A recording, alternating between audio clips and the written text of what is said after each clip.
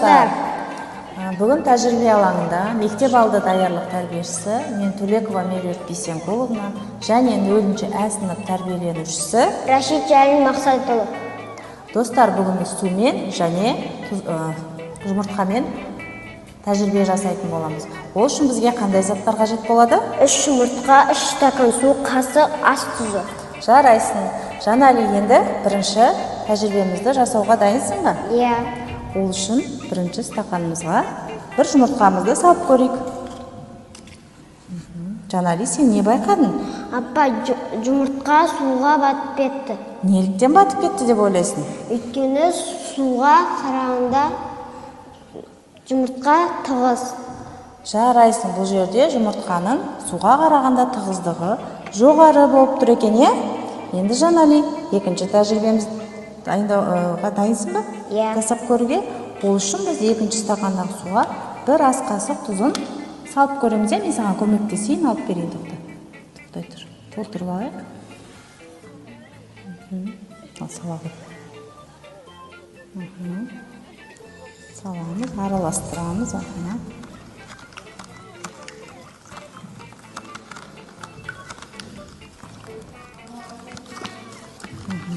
Енді қасымыз қойып, енді жұмыртқамызды салып көрейік. Ал Жанали, сен не байқадың? Апай, мен жұмыртқам судың бетіне қалқып шықты. Қалқып шықты, иә? Неліктен қалқып шықты деп ойлайсың? Өйткені жұмыртқаға қарағанда судың тығыздығы жоғары болып тұр, иә? Және судың астында жұмыртқа қандай болып көрінеді? Үлкен, бетінде кішкентай болып көрініп тұр, иә? Бұл жерде жұмыртқа қарағанда судың тығыздығы жоғары екен, иә? Енді Жанали, үшінші тәжірибені жасап көруге дайынбыз ба? Иә. Ол үшін үшінші стақандағы суға не істейміз? 3 ас қасық тұзын саламыз, толтырып сала қояйық. Әкел, мен саған көмектесейін, алып берейін. Ал сала қой. Тағы аламыз, е? Енді өзің ала қой. Толтырып ала қой. Енді араластырамыз.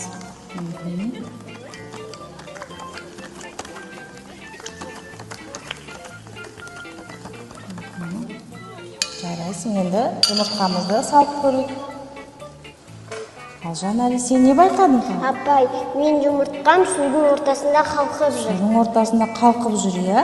Бұл жерде Жанали, жұмыртқа мен судың тығыздығы тең болды, бірдей болды деп айтсақ болады екен, иә? Жанали, бұл жерде не байқадың тағы да? Жұмыртқамыз қандай болып тұр судың астында? Судың астында үлкен, үстінде кішкентай болып көрініп тұр, иә? Жарайсың. Жанали, саған бүгін біздің тәжірибеміз ұнады ма? Иә. Ұнады, иә? Достар, осымен бүгінгі біздің тәжірибеміз аяқталды. Егер сендерге тәжірибе ұнаса, үйде ата-аналарыңның көмегімен жасауларыңа болады. Және достар, біз бұл жерде шикі жұмыртқаны қолдандық. Сау болыңдар.